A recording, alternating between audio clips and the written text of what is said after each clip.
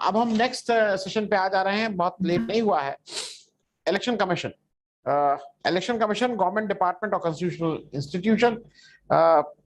मुझे इस जो ये वाला सेशन है, ये मेरे साथ बहुत से उसमें आए हुए हैं, सीबी पांडे साहब, डॉक्टर संदीप पांडे साहब, प्रताप चंद्रा साहब, और मैं जो जो क्योंकि ये सारे आप लोग पॉलिटिकल पार्टीज, आप लोग की पॉलिटिकल पार्टीज हैं या किसी पॉलिटिकल पार्टीज से हैं, तो आप समझते हैं इलेक्शन कमीशन के की अहमियत। सी पांडे भाई साहब, सबसे पहले आपसे पूछ लें, सेशन के समय एक जो ताकत दिखाई थी इलेक्शन कमीशन ने, और जो ऐसा लगा था एक निष्पक्ष ताकतवर आया है जो थोड़ा चुनाव को ठीक करेगा, वो अब निष्पक्ष रह पाया है कि नहीं रह पाया? एक जनरल आप इस पे ब्रीफ कर दें। अनम्यूट कर लीजिएगा भाई साहब, अनम्यूट कर लीजिएगा, अनम्यूट कर लीजिएगा भाई साहब। अभी हुआ नहीं है। अब हो गया? हाँ, अब हो गया, हो गया। एक तो जनरल परसेप्शन ये हो ही गया है कि चुनाव आयोग स्वतंत्र नहीं है। अच्छा, उसका रीजन क्या है कि चुनाव आयोग में जो उसके फंक्शनिंग है, देखिए, एक तो शुरू होता है कि अब बहुत सारे एस्पेक्ट है। जो सबसे बड़ा एस्पेक्ट मैं समझ रहा हूँ जो इधर उभर के आया है, वो ये है कि जो डेट फिक्स किया जाता है चुनाव के लिए कि कौन सी डेट फिक्स की जाएगी। ताजा उदाहरण आप बंगाल का देखिए, ये अलग बात है कि उसकी क्या रिजल्ट हुए, लेकिन बंगाल में कोरोना काल में क्या जरूरत थी कि बंगाल में आपने इतना लंबा समय चुनाव कराया?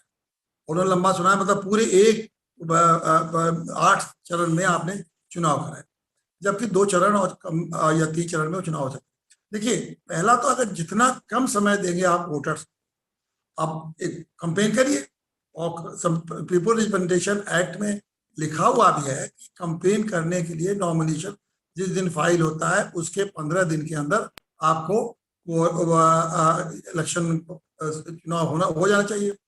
अब आप 15 दिन तो आप उसी एरिया में, उसी स्टेट में आपने चुनाव का शुरुआत कर दी, तो कंपेन तो उस स्टेट में कहीं ना कहीं तो हो रहा है ना।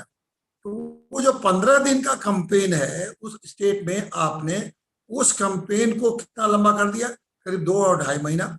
इसका एडवांटेज क्या होता है कि जो बड़ी बड़ी पॉलिटिकल पार्टी हैं, जिनके पास रिसोर्सेज है, वो, और खास करके जो पावर में रहती हैं, या अन्यथा जो पूरा का पूरा उनके पास पैसा है, वो लोग जबरदस्त कंपेन करती हैं, और इससे जो फेयरनेस है चुनाव का, इलेक्शन का कंपेनिंग के मामले में, वो तो कंपेनिंग हो नहीं पाती है, और लोग उतना कंपेन कर नहीं पाते हैं, तो उनका खामियाजा भुगतना पड़ता है। और खास करके जैसे जो वो पार्टियां जिनके पास रिसोर्सेस कम है, जिनके पास आइडियोलॉजी तो बड़ी बड़ी है, जिनके पास कुछ करना चाहते हैं, जैसे हम नैतिक पार्टी के हैं, पांडे जी, संदीप पांडे जी सोशलिस्ट पार्टी है, या इस तरह के बहुत से राजनीतिक पार्टियां हैं जिनके जिनके विचारधारा तो बड़ी अच्छे हैं, उसके लोग कार्यकर्ता ईमानदार हैं, सच्चाई से देश सेवा करना चाहते हैं, उन लोगों के पास इतना रिसोर्सेज नहीं कि 2 महीना तक वो कंपेन नहीं करते। तो ये जो चुनाव आयोग का इस तरह से जो भेदभाव कर रहा है चुनाव आयोग, केवल एक मामूली, देखने में बहुत मामूली चीज है कि वो जो कौन सी डेट वो तय कर रहे हैं उनके लिए, और डेट फिक्सेशन का, चुनाव डेट तय करने का मामला। लेकिन अगर आप देखिए कि चुनाव डेट तय करने का मामला नहीं है, इसमें बहुत बड़ा कंपेनिंग का जो फैक्टर होता है चुनाव में, किसी भी चुनाव के लिए अपनी बात कहने और जनता को समझाने के लिए, उससे एक बहुत बड़ा डिस्क्रिमिनेशन हो रहा है, और ये चुनाव आयोग इसीलिए लोगों को चुनाव आता है। दूसरा पक्ष लीजिए कि जब किसी मामले में आप डबल स्टैंडर्ड, जो सत्ताधारी पार्टियां या केंद्र में हो या प्रदेश में, तो जो सत्ताधारी पार्टियां हैं उनकी बात को आप बहुत ध्यान से सुनते हैं। अगर एक रिप्रेजेंटेशन दे दिया तो आप तुरंत उस पर एक्शन कार्रवाई करते हैं, नोटिस इशू करते हैं। अगर उसी सिमिलर मैटर में अगर आपने दूसरे लोगों ने अगर कार्रवाई की तो आपको वो ध्यान नहीं देते हैं। उदाहरण के लिए मैं बता रहा हूँ कि पिछला जो 2017 का चुनाव हुआ था उत्तर प्रदेश में, उसमें योगी आदित्यनाथ जी के खिलाफ बहुत सारे एप्लीकेशन लोगों ने एप्लीकेशन दिया कि साहब इन्होंने ये हेट्रेड फैला रहा है कम्युनिटी में, जात के धर्म के नाम पर वोट मांग रहे, खुलेआम धर्म के नाम पर वोट मांग रहे हैं, दूसरे धर्म के खिलाफ बोल रहे हैं। लोगों ने दिया, लेकिन यही चुनाव आयोग है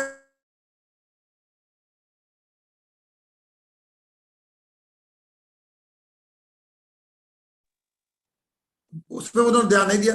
तो इस तरह के जो आप ध्यान नहीं दिया, अब कब किया, जब लगभग चुनाव खत्म हो रहा था तो उन्होंने कहा कि इनके खिलाफ कार्रवाई की जाएगी। इलेक्शन के दौरान अगर आपको लगता है कि इस तरह हुआ तो तुरंत बंद करिए, और अगर एक दिन के लिए बंद भी करते हैं क्या, तो कुछ घंटे के लिए, एक दिन के लिए।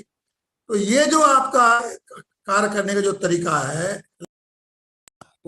ये इन कार्य करने के प्रणाली से ये लगता है, जनरल प्रशासन हो चुका है कि ये लोग अब किसी सत्ताधारी पार्टी के कहने से काम करते हैं और उन्हीं के हिसाब से वो इलेक्शन होते हैं, और वो जैसा चाहते हैं इलेक्शन कराते हैं। जी, थैंक यू सर। अगला सवाल डॉक्टर संदीप पांडे भाई साहब से है। एक सेकंड, एक सेकंड।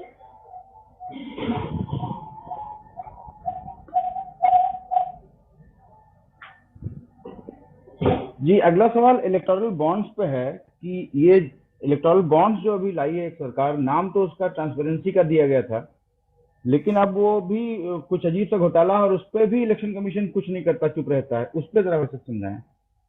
नहीं, ये तो बहुत जी, डॉक्टर संदीप पांडे सर। जी जी ठीक।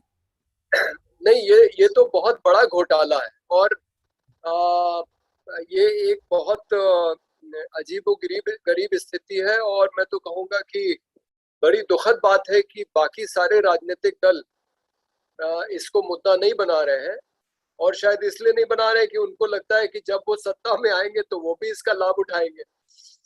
तो ऐसे समय में जबकि कांग्रेस की सरकार, यूपीए की सरकार ने इस देश में सूचना के अधिकार का कानून वो ले आए थे, उसके पहले अटल बिहारी वाजपेयी की सरकार भी फ्रीडम ऑफ इंफॉर्मेशन एक्ट लाई थी, हालांकि वो लागू नहीं हुआ था। ये जो मनमोहन सिंह के समय में जो एक्ट आया, इसकी पूरी भावना ये थी कि शासन प्रशासन में पूरी पारदर्शिता होगी, उसकी एक जवाबदेही होगी जनता के प्रति, और सूचना के अधिकार कानून में लिखा है कि भ्रष्टाचार रोकने के लिए नागरिक इसका इस्तेमाल कर सकते हैं।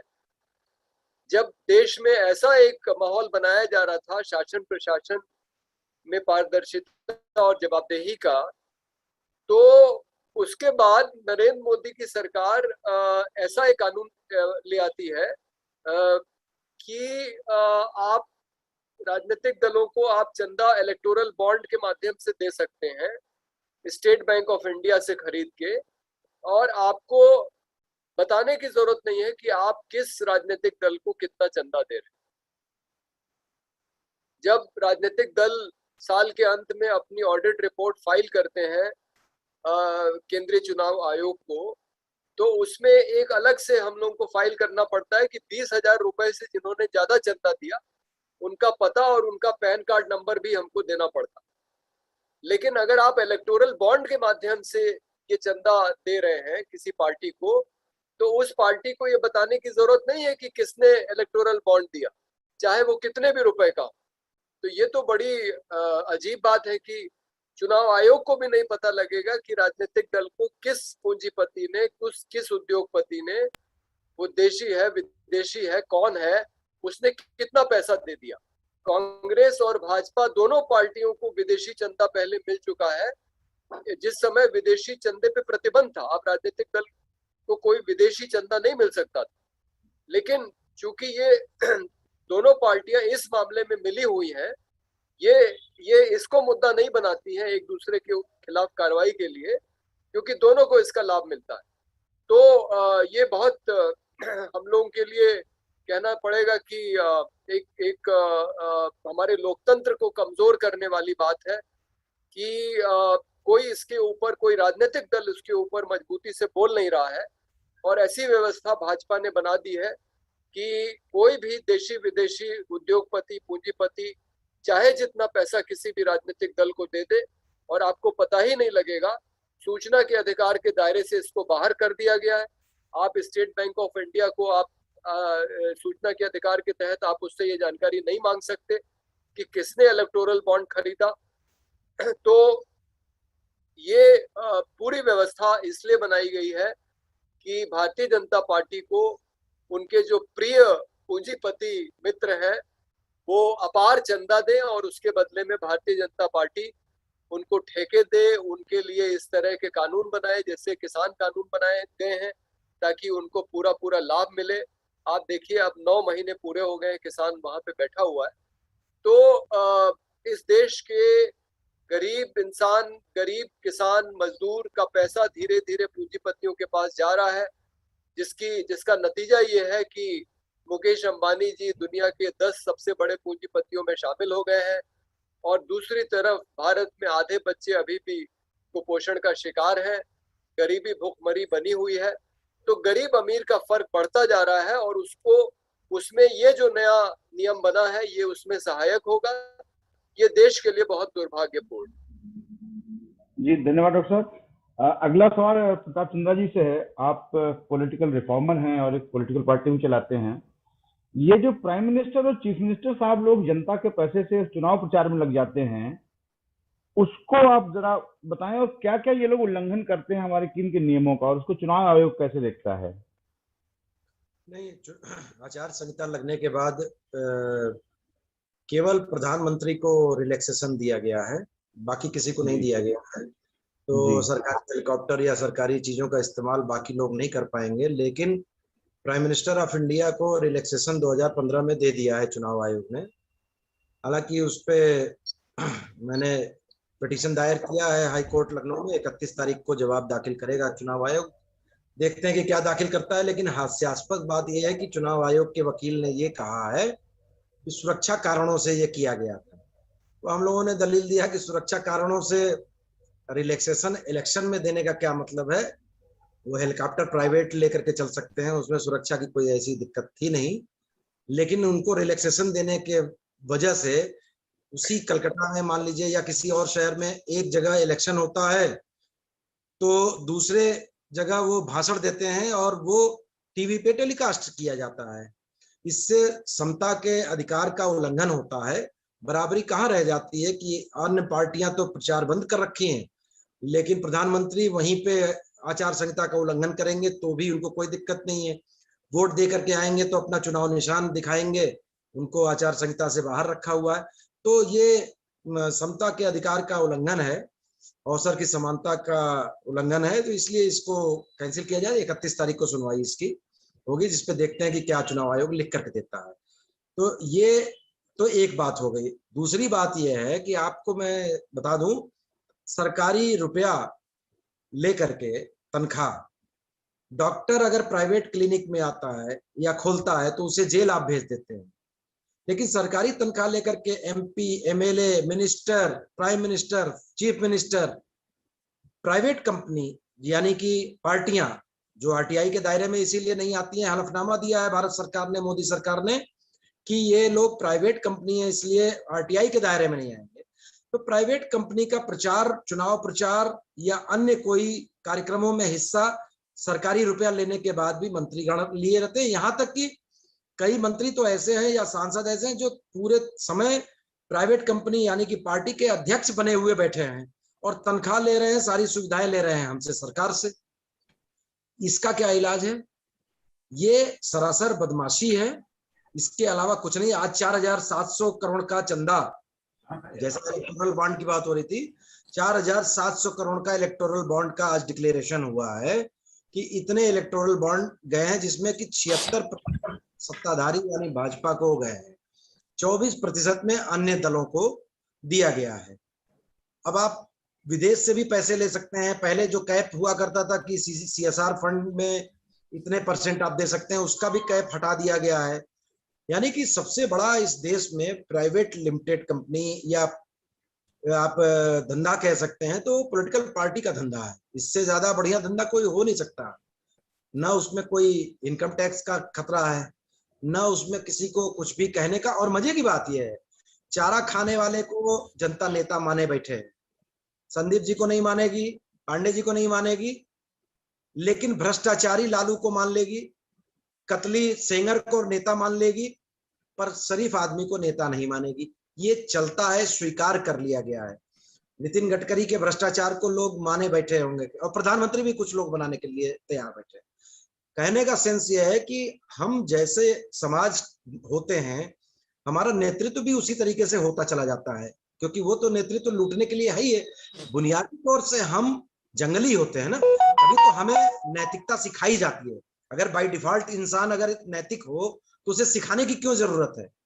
हमको सिखाया इसीलिए जाता है क्योंकि हम बुनियादी तौर पे शोषण करने वाले हैं। तो इसी तरीके से नेता है, प्रधानमंत्री, मुख्यमंत्री, तो जानते हैं कि जनता को क्या चाहिए, 2-2 हजार रुपए का टुकड़ा फेंको, कोई दिक्कत नहीं है, इलाज मिले ना मिले, पढ़ाई मिले ना मिले, 2 हजार रुपए क्वार्टरली भेज दो, ये उनको मालूम हो गया है।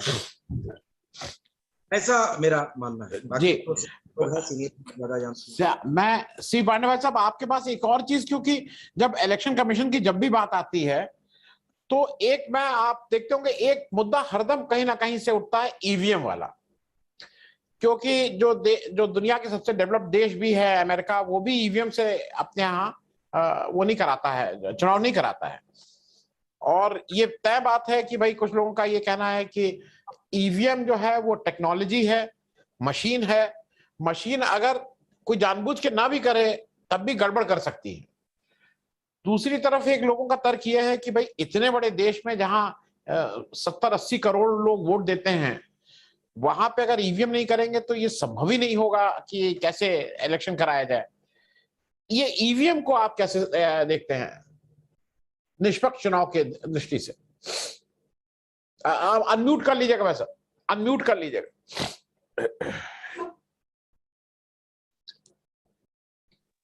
हाँ अब हो गए। चुनाव का मतलब ये है, देखिए ये जैसे जुडिशरी है ना, आपकी आस्था का है, उसी तरह से संविधान में जो चुनाव का है ना, उसमें वो लिखा हुआ है कि चुनाव ऐसा होना चाहिए कि बिल्कुल फेयर, बिल्कुल उसमें फेयरनेस वर्ड, कॉन्स्टिट्यूशन में जो पावर दिया इलेक्शन कमीशन को, उसमें फेयरनेस वर्ड है।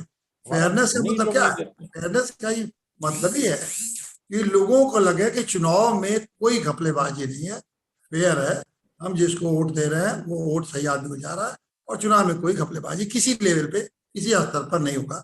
जबकि पॉलिटिकल पार्टी सभी जाते हैं चुनाव जीतने के लिए, घपला करने के लिए आती है, उनका मुद्दा रहता है घपला करना, और उस घपले को रोक सकता है, अगर कोई रोक सकता है तो चुनाव आयोग, क्योंकि उस समय एग्जीक्यूटिव की सारे अधिकार उनके हाथ में निहित जाता है। फिर एग्जीक्यूटिव कोई इंडिपेंडेंट राय नहीं, अपना काम नहीं करती, सारे के सारे अधिकार उन्हीं के डायरेक्शन पर, पूरा का पूरा फंक्शन, चाहे पुलिस हो, प्रशासन हो, सब उन्हीं के आदेश पर निकले। अब ईवीएम के मामले में देखिए, ईवीएम के मामले में निश्चित रूप से अब आप आजकल क्या चल रहा है, आजकल एक बहुत बड़ा बहस चल रहा है ना कि आर्टिफिशियल माइंड, हर टेक्नोलॉजी में आर्टिफिशियल माइंड अब इंट्रोड्यूस किया जा रहा है। आपके इसी प्रोग्राम में अगर मान लीजिए किसी भी गूगल पे एक ही पैटर्न के हम प्रोग्राम बार बार देखें तो बिना मेरे एक बटन दबाया नहीं कि उस तरह के प्रोग्राम बार बार आने लगते हैं। तो ये तो गूगल पे ही अभी आज दिखता है कि अगर किसी भी आप प्रोग्राम को, कोई भजन को जैसे आपने सुनना शुरू किया, तो जैसे वो भजन को गूगल करेंगे तो फिर एक भजन पर आप सुन रहे हैं तो उस तरह के तमाम भजन आपके पास आने लगे। तो अगर ये जो आर्टिफिशियल इंटेलिजेंस है खुद ही मशीनों में आ गया है, अगर मान लीजिए किसी ने इंट्रोड्यूस कर दिया तो उसके पास आपके पास जवाब क्या है? अब उसको आप कहिए कि तो आप साबित कर नहीं सकते। अरे आर्टिफिशियल इंटेलिजेंस तो टेक्नोलॉजी का पार्ट है ना, वो कोई डिफेक्ट नहीं है कि हम उसको साबित करें। आपने उसके प्लानिंग उस टेक्नोलॉजी ही ऐसा बनाया है कि उसके अंदर आर्टिफिशियल इंटेलिजेंस है। और इसमें जो चुनाव में ये जो ईवीएम है, इसमें निश्चित रूप से कोई ऐसा आर्टिफिशियल इंटेलिजेंस है जो कि ये घपला करता है। और मैं आपको उदाहरण बता दूं, और वो उदाहरण मेरे साथ में भुक्तभोगी। हम लोगों की नैतिक पार्टी का चुनाव 2012 में 14 में हम लोग लखनऊ से लड़े। अब हुआ ये कि 14 में हम और पत्नी अपने आप मान के चलिए कि हम जाके वोट देंगे तो अपने ही नैतिक पार्टी को वोट देंगे, दूसरे पार्टी को तो वोट देंगे नहीं। अब हम लोग साथ, हमारे 2-4 मित्र भी गए थे, उन लोगों ने नैतिक पार्टी को वोट दिया। अब वहां जब उस बूथ पर जब खोला गया तो पता लगा कि नैतिक पार्टी का एक भी वोट उस बूथ पर उस ईवीएम मशीन में नहीं निकला। अब बताइए इसमें किससे इसको कहाँ इस बात को उठाए कोई मानेगा? वो कहेंगे अरे कुछ ऐसे बटन दब गया होगा, ऐसे बटन, जैसे कि अब उस चुनाव में बटन दबने की बात अगर आप मान लेते हैं कि अगर बटन दब गया तो इसका मतलब बहुत लोगों का, हम तो पढ़े लिखे हैं, मान लीजिए हम अगर गलत बटन दबा सकते हैं तो देहात और गाँव में लोग सारे के सारे लोगों का बटन गलत दबता रहेगा। तो इस बटन दबने का मुझे ये लगता है कि कुछ ना कुछ आप आर्टिफिशियल इंटेलिजेंस टाइप का आपने व्यवस्था कर रखी है, जो कि प्रूव नहीं हो सकता है टेक्नोलॉजी से, वो एक बहुत हाई क्लास की, हाई ग्रेड की टेक्नोलॉजी है, जिसको आम आदमी न कचहरी में प्रूव कर सकते हैं, न कोर्ट में प्रूव हो सकता है, और न कोई बताएगा। तो उस आर्टिफिशियल इंटेलिजेंस के नाते अगर आप घोटाला करते हैं तो ये बिल्कुल आप फेयर इलेक्शन कभी नहीं हो सकता। और कहने की बात है, जरूरत, ये दिक्कत क्या है, काउंटिंग में एक दिन में नहीं काउंटिंग होगी, 2 दिन में काउंट होगी। और सबसे आनंदवर्धन जी, मैं तो ये कहता हूँ कि काउंटिंग तो इतना आसान है, इतना आसान है कि एक दिन में ही पूरे देश में काउंट हो जाए।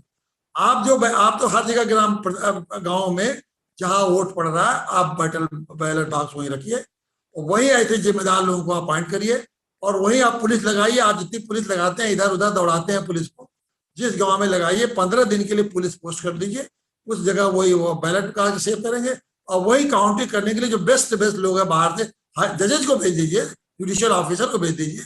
एक गाँव में बहुत सारे लोग हैं, अच्छे अच्छे वकीलों को भेज दीजिए, बैठ के काउंटिंग करवा देंगे। तो उसी गांव में कितने, एक गांव में 2000 2500 वोट हो जाएंगे, एक दिन में आपकी काउंटिंग हो जाएगी। लेकिन इस प्रोसीजर को आप अडॉप्ट नहीं करें, क्या खतरा है? अब गांव में आखिर पंचायत का चुनाव होता है, गांव में पंचायत का चुनाव होता है कि नहीं होता है?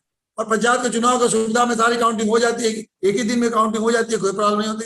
लेकिन विधानसभा की काउंटिंग आप नहीं होती। तो ईवीएम मशीन के द्वारा बार बार 3 इलेक्शन से लोगों को सुनते हैं, तो आप ईवीएम मशीन को खत्म कीजिए। जी, मैं एक चीज और यहाँ पे जरा संदीप भाई साहब, एक तो मैं भाई साहब आपको बता दूं, सीवी पांडे भाई साहब, कि शुक्र मनाइए कि 0 वोट था। अगर मियाँ बीवी जाएं और एक पार्टी 1 वोट अगर पड़े, तब तो घर में झगड़ा ही झगड़ा है अगर तुमने नहीं दिया होगा तो ये तो हम कहेंगे कि हम लोग जो कि पूजा पाठ करते रहते हैं, ऊपर वाला इतना वो रहता है कि उससे कम हम दोनों 0 वोट कर दिए। मैं संदीप पांडे भाई साहब, आपके पास एक और इशू है, क्योंकि मैं जब ये कह रहा हूं इलेक्शन कमीशन की बात, मैं थोड़ा याद दिला दूं लवासा जी का, अशोक लवासा नाम था, वो नेक्स्ट इन लाइन थे चीफ इलेक्शन कमीशन बनने के। उनका 2 साल का टर्म अभी बाकी था, और उन्होंने, उनसे जो गलती हुई है वो ये हुई कि उन्होंने जो क्लीन चिट 2019 के इलेक्शन में मोदी जी और अमित शाह को लिखी जा रही थी, उसमें डिसेंटिंग नोट दे दिया था। क्या हुआ था, उनकी बीवी के ऊपर, उनके लड़के के ऊपर इनकम टैक्स की रेड, ये रेड वो रेड, और इस हद तक कि उन्होंने इस्तीफा दिया अपने कार्यकाल खत्म होने के 2 साल पहले। वो next in line chief election commission बनना था उनको। तो जब चीफ इलेक्शन कमीशन जो बनने जा रहा है वो अपने को नहीं बचा पा रहा है, तो हमारे और आप जैसे लोगों की तो कोई औकात ही नहीं है। तो ये मैं इसलिए ये कह रहा हूं कि इसको ये फार्स करने की क्या जरूरत है कि एक अलग है, वो संवैधानिक है, उसको हम कुछ नहीं कर सकते हैं। मैं जरा लवासा वाले चीज पे आपसे, अशोक लवासा जी के पूरे उस पे जरा समझना चाहूंगा। जी, मैं उस पे आने के पहले जो आपका पिछला सवाल था, इस पे एक टिप्पणी ईवीएम पे, हाँ ईवीएम पे भी आपने काफी किया है जी। सिर्फ ईवीएम पे नहीं, हाँ। मैं ये कहना चाहूंगा कि देखिए, इसके लिए जो जो बड़ा दोषी है वो है ये हमारी पूरी व्यवस्था, जो हमारी शासन प्रशासन की व्यवस्था है, ये चुनाव में सीधे हस्तक्षेप करती है। भाई, पहले जब वोट पड़ता था, मत पत्र जब लोग डालते थे, तो क्या ये बात सब लोग को नहीं मालूम है कि अधिकारी लोग बैलेट बॉक्स लेके अपनी जीपों में घूमते थे ताकि उसको बदल दें? अब वही काम ईवीएम के साथ हो रहा है। और आप ये बताइए कि उत्तर प्रदेश में जब ये जिला पंचायत और ब्लॉक पंचायत का चुनाव हुआ अध्यक्ष का, तो उसमें कौन सा ईवीएम से हो रहा था? लेकिन जो गुंडागर्दी हमने देखी भारतीय जनता पार्टी की सरकार की, इसके पहले अखिलेश यादव ने भी ये काम किया है कन्नौज में, अपनी बीवी को वहां से सांसद बनाने के लिए। बाकी सारे कैंडिडेट्स का अपहरण हो गया, बड़ी पार्टियों ने कैंडिडेट खड़ा नहीं किया, छोटी पार्टियों के कैंडिडेट का अपहरण हो गया। तो वो खेल भाजपा ने पूरे राज्य में खेला, गुंडागर्दी की। उसके कार्यकर्ताओं ने, पुलिस प्रशासन ने कि विपक्ष के कैंडिडेट को आप वहां पहुंचने नहीं दे रहे हैं, उनके समर्थकों को नहीं पहुंचने दे रहे हैं। तो ये जो सरकारें करती हैं कि प्रशासनिक मशीनरी का जो दुरुपयोग करती हैं चुनाव जीतने के लिए, मुझे लगता है कि जब तक ये इस तरह की प्रवृत्ति खत्म नहीं होगी। आपको हमको मालूम है, गुजरात के जज परेश उपाध्याय जी ने चुडासमा, जो वहां के मंत्री हैं, उनके चुनाव के खिलाफ जजमेंट दिया हुआ है।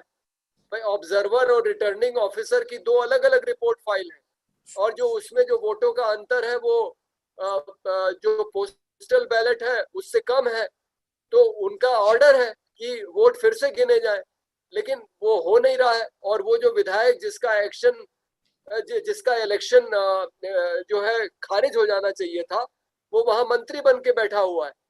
तो ऐसे बिहार चुनाव में हमने देखा कि एक कैंडिडेट को राष्ट्रीय जनता दल के उसको विनिंग सर्टिफिकेट देके उसको वापस ले लिया गया। तो ये जो प्रशासनिक जो आरपी ने कर दिया कि नहीं, पूछ जो प्रशासनिक पदों पे बैठे अधिकारी हैं, जिस तरह से सत्ता पक्ष इनका दुरुपयोग करता है, ये बड़ी समस्या है। और इसी से जुड़ा हुआ आपका सवाल है कि जिस तरह से डीएम को इस्तेमाल किया जाता है, एसपी को इस्तेमाल किया जाता है चुनाव जीतने के लिए, तो भारतीय जनता पार्टी उसी तरह से चुनाव आयोग का इस्तेमाल कर रही है। तो आपने ये बहुत सही सवाल खड़ा किया है कि ये जो है संवैधानिक इकाई होने के बजाय अब इसको एक सरकार का एक विभाग बना देना चाहिए। जब सरकार को इसको उसी तरह से चलाना है कि अधिकारियों पे दबाव डाल के उनको डरा के धमका के उनको लालच दे के अपने पक्ष में काम कराना है, तो आपका सवाल बिल्कुल सही है कि फिर ये कर ही देना चाहिए। लेकिन इसका जो हमको लगता है जो समाधान है वो ये कि जिस तरह से अभी थोड़ी बहुत आशा बंदी है, सर्वोच्च न्यायालय के जो नए मुख्य न्यायाधीश बने हैं, उन्होंने कुछ स्वतंत्र रूप से फैसले देने शुरू किए हैं। तो अगर चुनाव आयोग में इस तरह के अधिकारी आते हैं, तो जिस तरह से शेषन ने उसकी एक स्वायत्ता को स्थापित किया था, वो होने की जरूरत है। और एक बात मैं और कहूंगा, जो जिस तरह से चुनाव अब पैसों का खेल हो गया है, अब ये बहुत जरूरी हो गया है, जो बहुत दिनों से मांग रही है जनता की और जनपक्षीय राजनीतिक दलों की और उम्मीदवारों की, कि चुनाव जो है सरकार को प्रायोजित करना चाहिए। सरकार जो है सभी उम्मीदवारों को चुनाव के प्रचार करने के लिए सहायता करे, सबको बराबर संसाधन मिले, सबको एक मंच मिले जिसपे वो अपनी बात रख सके, और तब जनता को जो है चुनने का एक मौका जो है दिया जाना चाहिए। लेकिन अगर ये जो गैर बराबरी बनी रहेगी, जिसकी बात प्रताप चंद्रा जी कह रहे थे, एक तो बड़े बड़े दलों के पास पहले से सिंबल रहता है, और दूसरा जिस किस्म की अपार धन संपदा उनके पास रहती है, तो छोटे दल और वे दल जो वाकई में जनता की महत्वाकांक्षाओं का प्रतिनिधित्व करते हैं, वो कभी भी इस चुनावी खेल में नहीं टिक पाएंगे। जी, प्रताप जी, मैं आपसे एक चीज आपके पास आ रहा हूं, आपके पास इसलिए मैं कुछ नई नई चीजें अपने दर्शकों को भी समझाना चाहता हूं। एक आपने और मुद्दा उठाया था जो आम आदमी उसको नहीं पता है। आपने जैसे आपका कहना है कि चुनाव प्रचार 48 घंटे पहले बंद हो जाता है और दूसरी पार्टी नहीं कर सकती हैं, लेकिन चुनाव वाले दिन बड़ा बड़ा फुल पेज एडवर्टीजमेंट निकलता है, और आपने उस मुद्दे को कहीं उठाया था, और क्योंकि वो भी उल्लंघन है और आपने कई जगह लिखा था, उस पे जरा विस्तार से बताइए कि वो क्या उल्लंघन है, कैसे इसको पॉलिटिकल पार्टीज अपनी एडवांटेज के लिए यूज करती हैं, और आपने उस पे क्या क्या किस तरह से ऑब्जेक्शन किया, और अभी कहाँ स्थिति है। जो भी चुनाव होता है उसमें आचार संहिता जब लागू होती है, उसके बाद से चुनाव प्रचार आपका बंद हो जाता है। यानी कि जो पहले से आपने प्रचार कर रखा है उसको चुनाव आयोग सरकारी पैसे से बैठ करके चुनाव चिन्हों को मिटवाता है। गांव गांव में गोबर पुतवाता है, मिट्टी पुतवाता है, चूना पुतवाता है कि ये कोई चुनाव चिन्ह दिखाई न दे जाए। ये जब चुनाव आचार संहिता लगती है तब ये करता है। फिर जब नॉमिनेशन होता है तो चुनाव चिन्ह उसको आवंटित करता है जो भी कैंडिडेट होता है, और तब वो इजाजत देता है कि अब आप जाइए और चुनाव चिन्ह का प्रचार करिए। चुनाव चिन्ह का प्रचार शुरू हो जाता है, लेकिन वो कब तक प्रचार करेगा? तो उसको बनाया गया है कि जो चुनाव का मतदान होना है उसके 48 घंटे पहले चुनाव प्रचार थम जाएगा, बंद हो जाएगा, रोक दिया जाएगा। हम लोग आम भाषा में सुनते हैं कि चुनाव थम गया, चुनाव प्रचार रुक गया, शोर थम गया। तो उसके बाद से आप एक अपना लीफलेट भी A4 का नहीं बांट सकते हैं। नहीं, उसको भी क्लियर कर दीजिए। मतगणना खत्म होने के टाइम से 48 घंटा पहले। बट मतगणना खत्म हो, मान लीजिए कि 20 तारीख को शाम को 5 बजे खत्म हो रही है, तो 18 तारीख को शाम को 5 बजे के बाद अब कोई प्रचार नहीं होगा और हम कोई भी व्यक्ति कर नहीं सकते, कोई कैंडिडेट नहीं कर सकता। लेकिन गड़बड़ी उसमें क्या हो रही है? गड़बड़ी ये हो रही है कि जो बड़ी पार्टियां हैं जिनके पास, जैसा कि पांडे जी कह रहे थे कि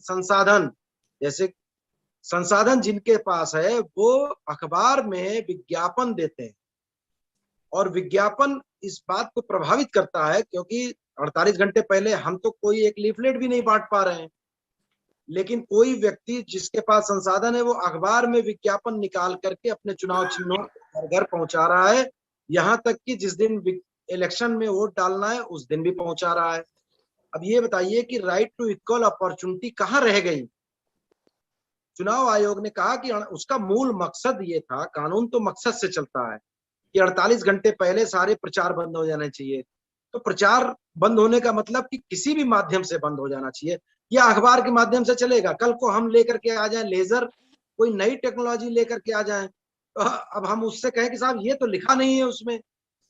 तो मूल तो भावना क्या है, उस भावना के तहत बंद हो जाना चाहिए, लेकिन बंद नहीं होता है।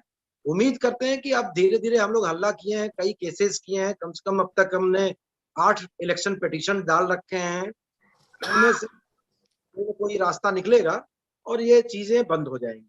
अब मैं एक बात और रखना चाहता हूं अपनी, ईवीएम की बात हो रही थी, ईवीएम में गड़बड़ी की बात हो रही थी। ईवीएम और ईवीएम में गड़बड़ी की संभावना तब होती है जब उस ईवीएम को मॉनिटर कर दिया जाए, यानी उस कमांड दे दिया जाए। कंप्यूटर दो ही चीज सीखती है, या तो नंबर जानती है या फिर आकृति जानती है। अगर उसको उसके माइंड में, यानी कि उसके हेड में, मेमोरी में अगर ये फीड कर दिया जाए कि ये कमल के निशान पे ही जाएगा, कोई भी बटन दबाइए कमल के निशान पे चला जाएगा, तो वो तो कंप्यूटर है, वो तो कहेगा ठीक है हम भेज दे रहे हैं। या नंबर उसको दे दें। नंबर पहले हुआ करता था, 2 इलेक्शन पहले नंबर हुआ करता था। पहले जिस स्टेट में जो पार्टियां नंबर 1 पे पिछली बार वोट पाती थी, उनका नाम नंबर 1 पे होता था, जो सेकंड होती थी सेकंड पे होता था। तो ये सबको पता होता था कि इस बार कांग्रेस का सेकंड पे आएगा या फर्स्ट पे आएगा। हल्ला गुल्ला होने के बाद, हम लोगों के लिखा पढ़ी करने के बाद, पिछली बार से ये तय हो गया कि अब रैंडम मोड पे नंबरिंग आएगी, यानी कि प्रताप प से है तो प वाला 3 नंबर पे हो जाएगा और 6 वाला 4 नंबर पे आ जाएगा। अब इलेक्शन सिंबल के वजह से वो गड़बड़ी अभी भी बची हुई है, क्योंकि कंप्यूटर को तो चाहे 4 नंबर पे कमल रहे चाहे 6 नंबर पे रहे, अगर उसको फीड कर दिया गया कि कमल की आकृति पे सारे डाइवर्ट होने हैं, तो वो डाइवर्ट हो जाएगा। सबसे बड़ी बीमारी ये है कि अगर आकृति को हटा दिया जाए तो वो डाइवर्जन नहीं हो पाएगा, ये बेईमानी नहीं हो पाएगी चुनाव चिन्ह के वजह से। ये जो ईवीएम है, ये बताते हैं कि 4 दिन में, जैसा अभी बहुत सही उदाहरण दिया पांडे जी ने, कि गांव में पंचायत का आप गिनती करा सकते हैं, जहां वोटिंग हो रही है उसी जिले में, क्यों यहाँ लेकर के आते हैं, उसी जिले में वोटिंग कौन डकैती डाल रहा है? कोई डकैती नहीं डाल रहा है, लेकिन करने का मकसद नहीं है, करने का मकसद है गड़बड़।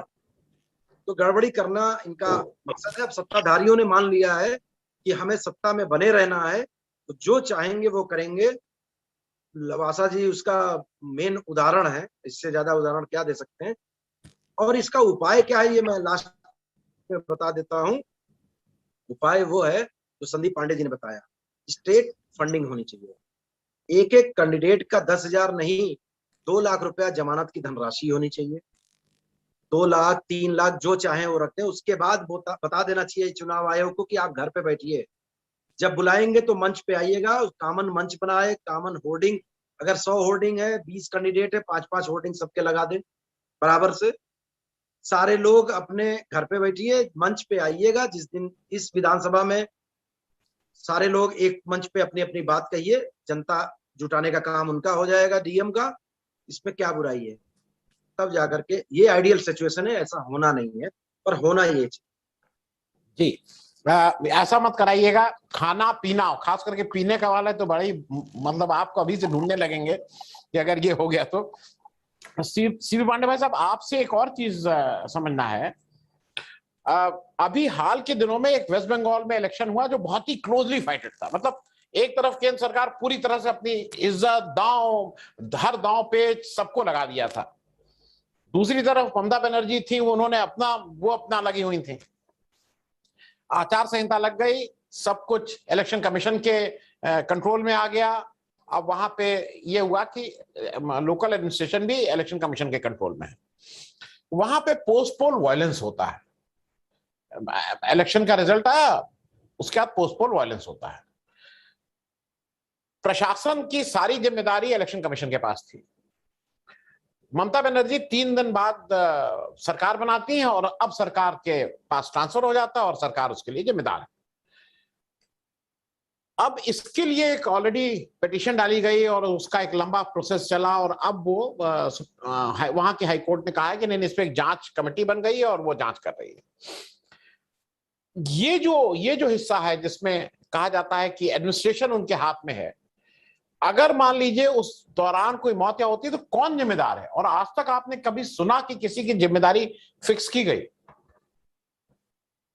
देखिए, जिम्मेदार तो प्रशासन ही है, पुलिस ही है और इलेक्शन कमीशन है। नहीं, कमीशन के कंट्रोल में है। देखिए तो अच्छा, ओके। जिम्मेदार तो पुलिस और प्रशासन है। कोई अपराध हो रहा है तो जिम्मेदार पुलिस, प्रशासन कोई गड़बड़ी कर रहा है तो जिम्मेदारी उसी की बनती है। अब वो कंट्रोल है। इलेक्शन के दौरान में पूरा का पूरा डिसीजन मेकिंग जो है किसी भी मामले में, उसका कंट्रोल तो इलेक्शन कमीशन को है और इलेक्शन कमीशन को उस पर निर्णय लेने का पूरा हक है। उसी हिसाब के डायरेक्शन वो चले। FIR दर्ज नहीं कर रहा है तो इलेक्शन कमीशन को आप लिखिए तो उनका ऑर्डर से FIR दर्ज होगा। प्रशासन गलत कर रहा है तो उनको DM को ट्रांसफर करके इलेक्शन कमीशन कहीं से कहीं। और वो करते क्या है कि उस मामले में भी क्या होता क्या है, DM जो है इलेक्शन कमीशन लिख देता है, चीफ सेक्रेटरी जो उनके ऑफिशियल्स हैं ऑर्डर वही इशू करते हैं, चीफ सेक्रेटरी ऑर्डर इशू करते हैं, इलेक्शन कमीशन कोई ऑर्डर इशू नहीं करता। तो ये तो प्रशासनिक व्यवस्था हुई है। अब जैसे जब इलेक्शन डी नोटिफाई हो गया, मान ली डी नोटिफाई हो गया, इलेक्शन कंप्लीट हो गया इलेक्शन प्रोसेस, तो फिर वो डायरेक्शन और कंट्रोल जो है इलेक्शन कमीशन को नहीं गया। तो लेकिन उनकी तो जिम्मेदारी है, जो प्रशासनिक अधिकारी हैं, तंत्र है, उनकी जिम्मेदारी है। तो ऐसे मामलों में देखिए, इसमें चीफ मिनिस्टर वगैरह क्या करते हैं कि जैसे बंगाल का ही केस है कि जो बवाला जितने हुए हैं, अब इस मामले में जो प्रशासनिक अधिकारी हैं उनको उनके ऊपर इलेक्शन कमीशन को कुछ ऐसा पावर जरूर होना चाहिए था कि ड्यूरिंग इलेक्शन जो घटनाक्रम है, अगर बाद में रूलिंग पर जो सरकार आती है, अगर कोई इलेक्शन नहीं होती है तो एक इंडिपेंडेंट बॉडी जरूर होना चाहिए जिसको इलेक्शन कमीशन लिखे और उस पर कार्रवाई। अब ये लोकायुक्त को ही दे दीजिए पावर, ये लोकायुक्त को दे दीजिए पावर कि भाई इलेक्शन के दौरान ये चीजें हुई है, अब चूंकि पॉपुलर गवर्नमेंट आ गई, अपने लोगों को बचा रही है, इसलिए एक्शन नहीं है, तो इसको आप इनिशिएटिव लेके वो कराइए। कम से कम लोकायुक्त को लिखा तो ही नहीं कि यही काम करेंगे। अगर समझते हैं कि लॉ एंड ऑर्डर सिचुएशन उस पीरियड में नहीं ठीक हो रहा है, लोकायुक्त उदाहरण दिया मैंने, कोई एक बॉडी आप बना दीजिए, उसको आप करा। जी संदीप पांडे भाई साहब, एक चीज और बताइए, आप लोग सारे लोग एक मत हैं, इलेक्शन रिफॉर्म्स होने चाहिए, आप सब लोग एक पार्टी को रिप्रेजेंट कर रहे हैं। बड़ी पार्टीज का मुझे एक चीज ये लगती है, आप ये जब रिफॉर्म की बात कर रहे हैं, ईमानदारी से बताइएगा कितनी पार्टीज में इंटरनल डेमोक्रेसी है? हम लोकतंत्र की बात करते हैं और कहा जाता है इतने मेंबर बन गए और कितने लाख और कितने करोड़ और पन्ना प्रमुख और पेज प्रमुख और बूथ प्रमुख। इंटरनल डेमोक्रेसी कितने जगह पे, कितनी जगह ईमानदारी से उनका जो भी पदाधिकारी हैं वो चुने जाते हैं? थोड़ा इस पे बताइए, और क्योंकि ये रिफ्लेक्ट करता है हमारी बहुत सी चीजों पे। जी नहीं, ये बात आपकी बिल्कुल सही है। हिंदुस्तान में अगर लोकतंत्र का ह्रास हुआ है तो इसके लिए ये जो राजनीतिक संस्कृति है हमारे देश में, ये इसके लिए जिम्मेदार है, जिसमें कि हमारे जो राजनीतिक दल है वो या तो किसी एक नेता, किसी एक परिवार की बपौती बन गए हैं, या फिर भारतीय जनता पार्टी जैसे है जिसका संचालन उसके बाहर बैठा हुआ एक संगठन राष्ट्रीय स्वयंसेवक संघ कर रहा है। तो ये जो पार्टी के अंदर की जो लोकतांत्रिक प्रक्रिया होनी चाहिए, जिस तरह से आप अमेरिका में देखें कि पहले पार्टी के अंदर चुनाव होता है कि कौन उम्मीदवार बनेगा, डेमोक्रेटिक पार्टी का या रिपब्लिकन पार्टी का कौन कैंडिडेट बनेगा, इसके लिए पहले पार्टी के अंदर प्राइमरीज होते हैं। तो ये बहुत जरूरी है कि हमारे जो राजनीतिक दल हैं उनके अंदर लोकतंत्र मजबूत हो, क्योंकि अगर आप इस बात के आदी हैं कि आप गैर लोकतांत्रिक तरीके से अपने राजनीतिक दल चलाएंगे, तो जब आप सत्ता में बैठेंगे तो फिर कैसे आपसे उम्मीद की जा सकती है कि आप लोकतंत्र को मजबूत करेंगे? आप फिर सरकार उसी तरह से चलाएंगे जैसे आप पार्टी चलाते थे, और वही हम लोग देख रहे हैं कि उसी तरह से सरकार चलाई जाती है जैसे पार्टियां चलाई जाती है। तो ये आपने बहुत महत्वपूर्ण बात की है, और ये मैं मानता हूं कि हिंदुस्तान में लोकतंत्र के क्षरण का ये बड़ा कारण है। बल्कि आप देखिए, अगर हिंदुस्तान के लोकतंत्र का इतिहास, तो हमारे यहाँ जो बड़ी गड़बड़ियां हैं वो सब जब से इंदिरा गांधी के हाथ में सत्ता आई है, चाहे वो जजों की नियुक्ति रही हो या और भी जो अन्य मामले हैं, वो सब उसी समय से ये गड़बड़ी शुरू हुई है, जिस समय से इंदिरा गांधी ने सारी ताकत को केंद्रीकृत कर लिया था। और उसके बाद तो अब वो राजनीतिक संस्कृति बन गई है, अब सभी दल लगभग उसी तरह से काम करते हैं। जी प्रताप भाई साहब, मैं आपसे एक और चीज, क्योंकि मैं नई जानकारी अपने दर्शकों को इसलिए दिलवा दे रहा हूं कि बहुत सी आप बेसिक मूलभूत चीजों को आपने उठाया है चुनाव सुधार के लिए। एक आप हरदम बात कहते रहते हैं कि सारी समस्या की जड़ चुनाव चिन्ह है, ये आपने कई उसमें कहा है। उसको ब्रीफली जरा एक बार, जैसे अभी आपने कुछ कुछ हिस्सों में बताया, लेकिन अब आम आदमी को समझ में आ जाए कि मूल अगर चुनाव चिन्ह की समस्या को से कैसे बाकी चीजें हल हो जाएंगी। चुनाव चिन्ह जो है वो किसी भी पार्टी की संपत्ति और शक्ति होती है, और पार्टियों की भूमिका एक कोचिंग की तरह दी गई थी ताकि उसमें से स्टूडेंट पढ़ करके जाए और अपना कहीं काम करे। जैसे किसी स्टूडेंट ने पढ़ करके डीएम बन गया, अब डीएम बनने के बाद भी वो अपने स्कूल के फेवर में थोड़ी काम करता है।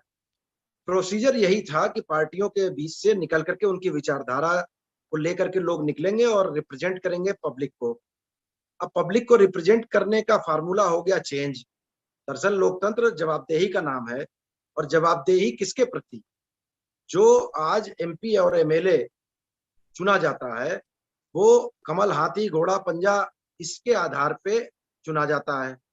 तो लोगों को मालूम ही नहीं होता है कि उसका प्रतिनिधि कौन है। वो तो चुनाव चिन्हों का चुनाव कर देता है अनजाने में, व्यक्तियों का चुनाव करने के बजाय। तो प्रतिनिधि नहीं चुनता है, वो चुनाव चिन्हों का चुनाव चुनता है।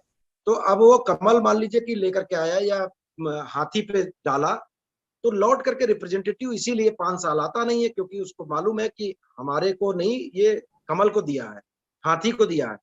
और हाथी वाले को मालूम है कि हमारे वजह से जीता है, इसलिए 2 करोड़ रुपए लाओगे तो कागज का हाथी दे देंगे, 1 करोड़ लाओगे तो 2000 वाली है कि नहीं, 20 रुपए की झाड़ू 20 लाख में दे देंगे, 20 करोड़ में दे देंगे कमल। तो ये सारी चीजें जब रुपया दे करके रिप्रेजेंटेटिव आएगा और चुनाव लड़ेगा, 5 लोग लड़ेंगे, 5 रुपया दे करके आए हैं और टिकट लेकर के आए हैं, टिकट का मतलब चुनाव चिन्ह, तो वो भ्रष्टाचार की जड़ वहीं से शुरू हो जाती है। 5 में से 4 हारेंगे, जो हारेंगे थाने की दलाली करेंगे, जो जीतेंगे वो ठेकेदार की फाइल साइन करके भ्रष्टाचार हमारे यहाँ फैलाएंगे। तो इसलिए चुनाव चिन्हों को हटाने की बात करते हैं, क्योंकि वो रात के 9 बजे पार्टी दफ्तर में तो बुलाने पे आ जाएगा, क्योंकि अगली बार उसको कमल, हाथी, पंजा चाहिए। पर पब्लिक के यहाँ कोई घटना हो जाएगी, रेप हो जाएगा, दुर्घटना हो जाएगी, तो वहां वो जाएगा नहीं, बुलाने पे कहेगा मैं तो अभी बाहर हूं, क्योंकि उसकी जवाबदारी पब्लिक के प्रति नहीं पार्टी के प्रति हो गई है उस चुनाव चिन्ह के कारण। चुनाव चिन्ह हटा दीजिए। जैसे अभी ताजा उदाहरण है कि ग्राम प्रधानों के चुनाव में ये सारे लोग किनारे किनारे घूमा करते थे, पार्टी वाले लोगों ने अपना अपना प्रतिनिधि चुना, वो ठीक है, बाद में उन्होंने कब्जा कर लिया, खरीद लिया, ये तो पार्टी तंत्र का हिस्सा है, लेकिन चुनाव में उनकी हिस्सेदारी नहीं थी। लिस्ट जारी भले किया हो, लेकिन जो लिस्ट जारी किया भाजपा ने, क्या वो सारे लोग जीत गए? नहीं, लोगों ने नहीं जीता है। ये इसका उदाहरण है। अगर कमल होता तो ये पूरे के पूरे जीत गए होते। इस बात को समझना होगा कि चुनाव चिन्ह जो एस्टेब्लिश चुनाव चिन्ह है, इस लोकतांत्रिक प्रक्रिया का सबसे खराब हिस्सा है। इसको हटा देंगे, ये रावण है, ये रावण है, और इस रावण को हटाएंगे तो पार्टियों का तंत्र हट जाएगा। पार्टियां रहें, कोई दिक्कत नहीं है, पर सरकार तो हमारी भी है। आज हमको बाध्य किया जाता है 10 रुपए का रसीद कटाओगे तब तुम्हारी सरकार कहलाएगी। क्यों भाई?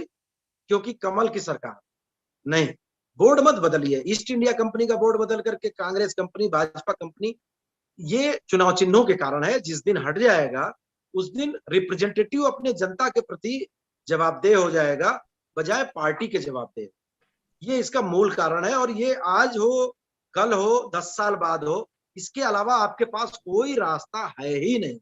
मैं चुनाव चिन्ह के खिलाफ नहीं हूं, आरक्षित चुनाव चिन्ह के खिलाफ हूं, लेकिन चूंकि कोर्ट में सेटल हो चुका है, हमारे पास कोई रास्ता नहीं है, इसलिए हम बात करते हैं कि चुनाव चिन्ह हटा दीजिए। क्योंकि अब फोटो लगती है, प्रतिनिधि की फोटो लगती है, मान लीजिए कि किसी बलात्कारी की है, अभी अतुल राय ने बलात्कार किया, मान लीजिए कह रहे हैं सेंगर ने किया, अब सेंगर की फोटो लगी होगी तो लोग कहेंगे कि अरे नहीं भाई, इसको नहीं देंगे। पहले क्या होता था कि कमल के नीचे से बलात्कारी निकला और चला गया हाथ के पंजे में, वहां से निकला हाथी के नीचे छुप गया। जनता ने सोचा कि इस बार भाई साइकिल वाले को नहीं देंगे, हाथी को देंगे, पता चला उसी बलात्कारी को फिर चुन करके आला है। अब फोटो लगने लगी है तो वो लोग पहचान करके उसको वोट नहीं देंगे। अगर चुनाव चिन्ह हट जाएगा तो किसी को कोई परेशानी नहीं है वोट देने में। हमको अगर कोई वोट देना चाहेगा तो मेरी फोटो लगी है, दे देगा। इससे लोकतंत्र मजबूत होगा और जनता के हाथ में उसका प्रतिनिधि आ जाए। जी, चंद्रभूषण भाई साहब, शिव पांडे भाई साहब, एक चीज आपसे और क्योंकि ये मैं वो सारी बातें कह रहा हूं, इलेक्शन कमीशन इलेक्शन करवा देता है और इलेक्शन करवाने के बाद वो कहता है मेरा काम खत्म। अब अगर आपका कोई चुनाव में आपको लगता है कि कुछ गड़बड़ी हुई है या कुछ धांधली हुई है तो आप चले जाइए कोर्ट। मेरी जानकारी में, मेरे पास एग्जैक्ट नंबर्स हैं, इस समय याद नहीं है, 19 या 20 केसेस गुजरात में जैसे इलेक्शन पिटीशन हुई। अब आज जो नया अगला इलेक्शन अगले साल होने वाला है, अगले साल वो अक्टूबर नवंबर में अगला इलेक्शन हो जाएगा। आज तक वो पिटीशंस पे आज तक फाइनल जजमेंट नहीं हुआ है, 2-3 को छोड़ के। 2 या 3 में जजमेंट हुआ, उसमें से 1-2 केसेस में सेट असाइड हो गया इलेक्शन, वो सुप्रीम कोर्ट चले गए, सुप्रीम कोर्ट ने उसको स्टे कर दिया, इलेक्शन कमीशन उसको नया इलेक्शन नहीं करवा रहा है। तो ये सब गोरख धंधा भी तो है, क्योंकि कोई समय सीमा होनी चाहिए ना। इलेक्शन पिटीशन हुई है तो भाई 6 महीना, 3 महीना, 4 महीना, 5 महीना कहीं खत्म करो इसको। आपको क्या लगता है? क्योंकि ये भी तो एक टूल हो गया है। पहले मैं सेकंड में कुछ कहना चाहता हूँ। जी जी, प्लीज प्लीज बोलिए बोलिए। मैं एक बात जोड़ दूंगा आपके बातों में कि इलेक्शन कमीशन सिर्फ ये नहीं कहता है कि इलेक्शन पिटीशन में जाइए, वो ये भी है कानून की उसको पार्टी आप नहीं बना सकते हैं, जबकि बदमाशी वही कर रहा है, धांधली वही कर रहा है। ये मेरा कहना। जी जी जी, देखिए, जो इलेक्शन कमीशन का ये इलेक्शन पिटीशन का मामला है, ये बहुत ही डिफेक्टिव है। ये जो रिप्रेजेंटेशन ऑफ पीपल एक्ट में इलेक्शन पिटीशन दाखिल करने का पावर दिया है कि इसमें आप हाई कोर्ट में इलेक्शन पिटीशन दाखिल, अब जो कम से कम विधायकों का, एमएलए और एमपी का इलेक्शन पिटीशन सब जाता है हाई कोर्ट। अब हाई कोर्ट के बाद उसका जो फैसला हो सुप्रीम कोर्ट जाता है।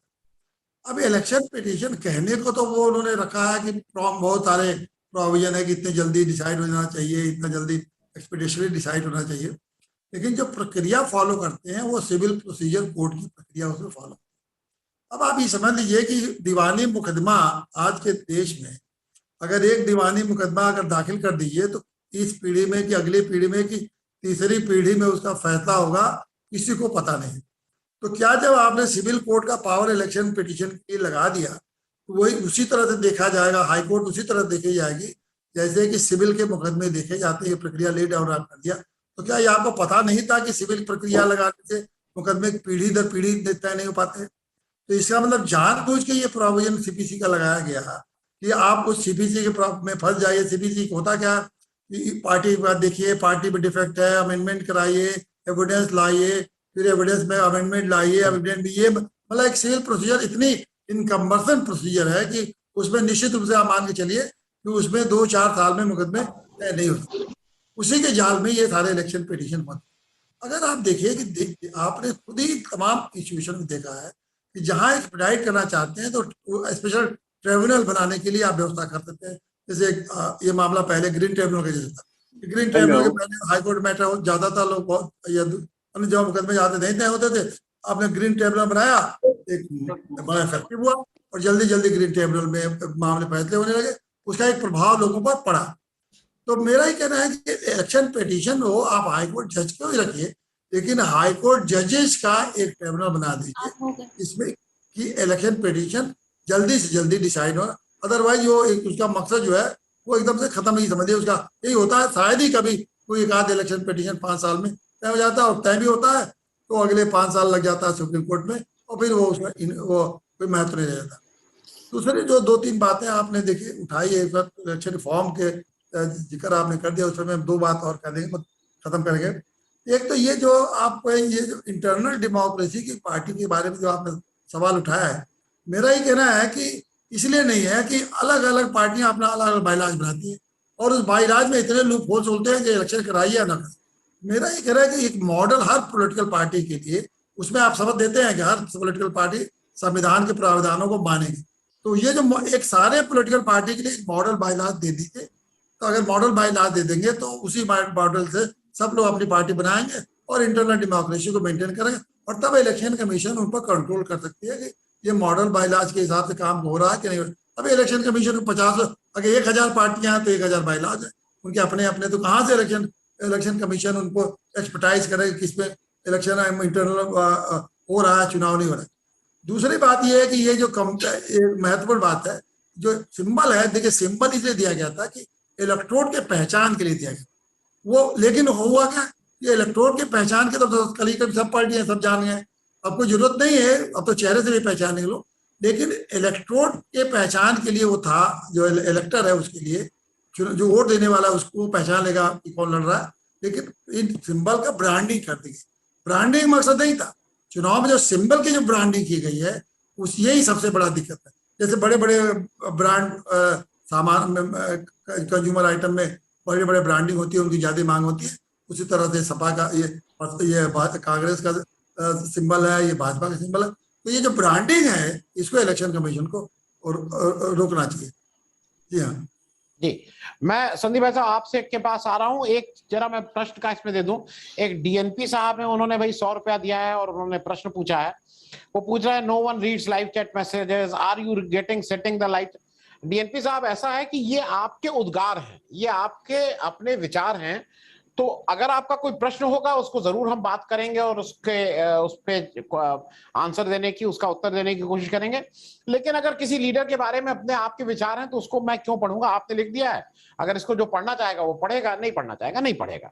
तो इसलिए ये निश्चिंत रहिए कि हम लोग इसको पढ़ते हैं, लेकिन प्रश्न ही को उठाते हैं। अगर कोई जनरल आपका एक स्टेटमेंट अबाउट एनी लीडर है, वो आपका अपना निजी स्टेटमेंट है, उसमें क्या कर सकते हैं।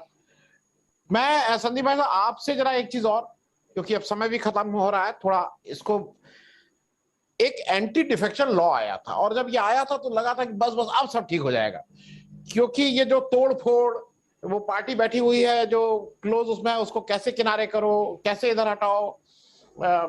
एक एमएलए है लेकिन सरकार उसकी हम पूरी पार्टी टूट के आ जा रही, ये सब इसके पीछे था। अब हाल के दिनों में हम लोगों ने एक चीज नई देखी कि एंटी डिफेक्शन लॉ में जो सत्ताधारी पार्टी होती है वो अगर उधर से कोई टूट के भी आया तो उसमें एक्शन ही नहीं लेगी। उत्तर प्रदेश में 2-3 ऐसे एमएलए हैं जो अपनी पार्टी छोड़ के आ गए हैं, उनकी पार्टी लिख रही है कि इनको बर्खास्त करिए, वो एक्शन ही नहीं लेंगे। तो ये सब जो मतलब इसकी विकृतियां हैं इस डेमोक्रेसी की, उसको आपको लगता है कि हैंडल हो पाएंगी?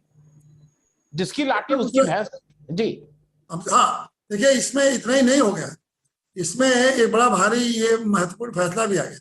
अभी आपने देखा कि जैसे जिसके कम संख्या में एमएलए हैं, अगर सरकार 10-5 से सरकार नहीं बन पा रही है, दूसरी पार्टी ने बनवा दी, तो उन लोगों को 15-20 एमएलए को इस्तीफा दिखे, जैसे कर्नाटक में हुआ, इस्तीफा दिला के और आप उनसे इस्तीफा दिला के रीइलेक्शन कराए। उस मैटर को सुप्रीम कोर्ट में भी गया। अब सुप्रीम कोर्ट में ये कह दिया कि पहले ऑर्डर, ये जजमेंट आया, इंटरिम ऑर्डर आया था कि नहीं, ये जो टूट के जा रहे हैं ये फ्रेश इलेक्शन फिर दोबारा भी लड़ सकते हैं भले इस्तीफा दिए।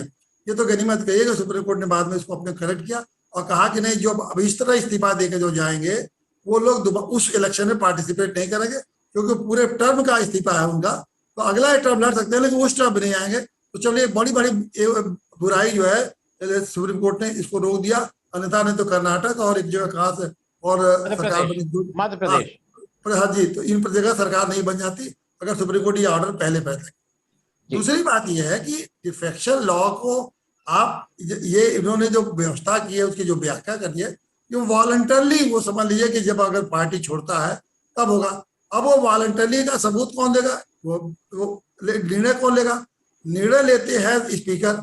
अब स्पीकर साहब जो है, जब जिस पार्टी की सत्ता है, तो अगर वो सत्ता में वो मिला हुआ है तो सत्ता के साथ आ जाता है दूसरी पार्टी छोड़ के, तो वो स्पीकर साहब को सूट करता है कि चलो उनकी बदनामी कर रहा है, हमारे साथ है, उनके खिलाफ स्टेटमेंट दे रहा है, उनकी बेइज्जती कर रहा है, और हम क्यों इसको डिस्क्वालीफाई करना, हमारा तो फायदा ही हो रहा है इससे कोई। तो जो स्पीकर का जो रोल है, यहाँ भी मैं कहूंगा कि ये बार बार मांग क्यों हो रही है कि जब डिस्क्वालिफिकेशन का मैटर है हाउस में, उसका जो अधिकार है, चाहे इंडिपेंडेंट आर्बिट्रेटर को दीजिए ना। अरे जो वही मुद्दई और वही गवाह, वही जज, ये कौन सी बात है? जब वो गलती हाउस में हो रहा है तो उस हाउस की गलती को ठीक करने के लिए आप इंडिपेंडेंट दीजिए। और चूंकि हाईकोर्ट इस पे इंटरफियर, कुछ फैसलों में हाईकोर्ट ने कहा कि हम इंटरफियर नहीं करें, लेकिन इधर कुछ फैसले ऐसे आए, कोर्ट ने कहा नहीं, अब ये सब आप करेंगे तो हम इंटरफियर करेंगे। धीरे धीरे आप कोर्ट भी इस पे इंटरफेरेंस क्या हो रहा है, लेकिन अभी भी कोर्ट नॉर्मली इसमें इंटरफियर नहीं करता क्योंकि उनका मैटर है। तो लेकिन इसमें सुधार करने की जरूरत यही है कि उनको जहाँ डिस्क्वालिफिकेशन का मैटर हो, वहाँ उसमें बिल्कुल स्पीकर से पावर ले जाना चाहिए और ये दे देना चाहिए किसी इंडिपेंडेंट। जी समय की थोड़ी वो समाप्त हो रही। संदीप भाई साहब, आप और प्रताप जी, आपसे माफी चाहते हैं क्योंकि अगला सेशन है और उसमें है, आप लोग फिर से एक बार बुला के, ये एक ऐसा सब्जेक्ट है जिसमें हम लोगों की भी जिम्मेदारी है कि लोगों को और इस पे समझाएं, आम आदमी को समझ आए कि हमारा वोट की ताकत क्या है, और उसको उसी से देश चल रहा है, उसी से डेमोक्रेसी चल रही है, उसकी अहमियत भी समझाने की जरूरत है। Thank you so much CB Pandey भाई साहब, डॉक्टर संदीप पांडे भाई साहब और प्रताप जी, आप सब लोगों का बहुत बहुत धन्यवाद इस चर्चा में भाग लेने के लिए।